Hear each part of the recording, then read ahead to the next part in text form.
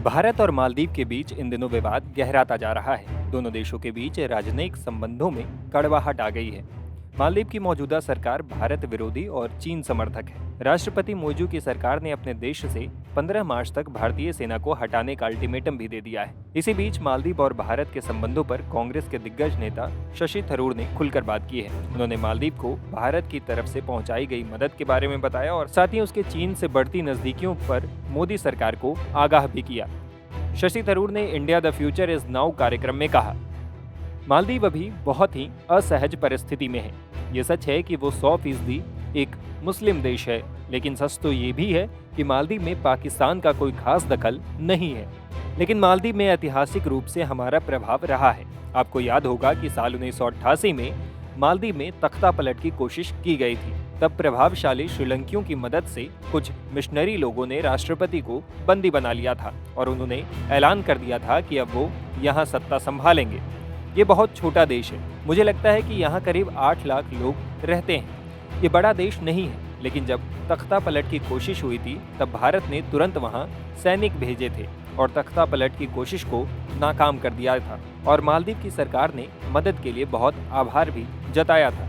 जब मालदीव में पूरी तरह से लोकतंत्र आया, वहाँ पहली लोकतांत्रिक सरकार बनी और उसके मुखिया भारत के बहुत बड़े समर्थक थे।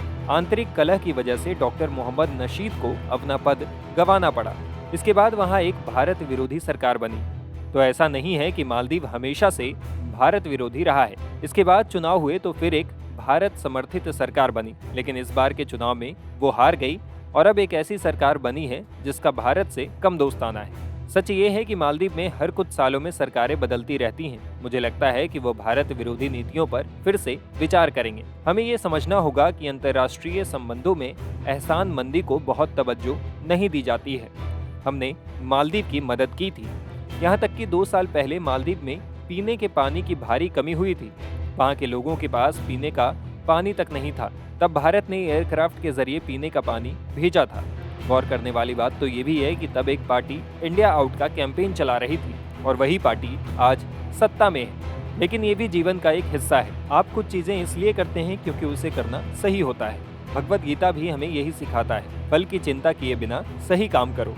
तो इसलिए हमें ये उम्मीद नहीं करनी चाहिए कि हमारी मदद की वजह से वो हमेशा एहसानमंद रहेंगे। पड़ोसी होने के नाते हमारा व्यवहार उनके प्रति अच्छा होना चाहिए। इतिहास की बात करें तो हमेशा से छोटे देशों को अपने पड़ोसी बड़े देशों से दिक्कत रही है। करीब 100 साल पहले मैक्सिको के एक प्रधानमंत्री ने कहा था, मेरा गरीब देश ईश्वर की कृपा से बहुत दूर और संयुक्त राज्य अमेरिका से बहुत करीब है। तो इससे आप मालदीव के नेताओं की स्थिति को समझ सकते हैं।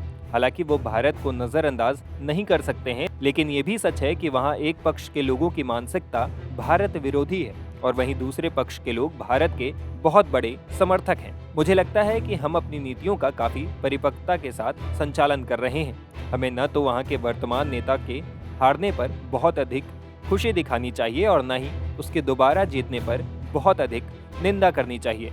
हमें मालदीव की वर्तमान सरकार की चीन से बढ़ती करीबियों पर पैनी नजर रखनी होगी। इस बात में कोई संदेह नहीं है कि हमारे पड़ोसी देशों में चीन अपनी पकड़ मजबूत करने की लगातार कोशिश कर रहा है।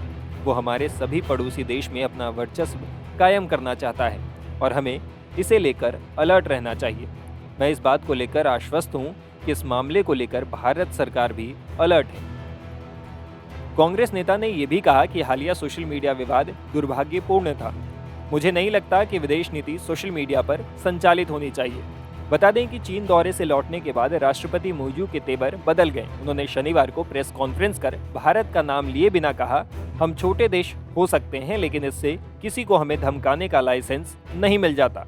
इसके बाद अब मोइजू सरकार ने मालदीव में मौजूद 88 भारतीय सैनिकों को 15 मार्च तक देश छोड़ने को कहा है। हालांकि इसके बाद दोनों देशों के हाई लेवल कोर ग्रुप की मीटिंग हुई। माना जा रहा है कि दोनों देशों के रिश्तों में सुधार हो सकता है। टाइम्स नाउ भारत डिजिटल की रिपोर्ट।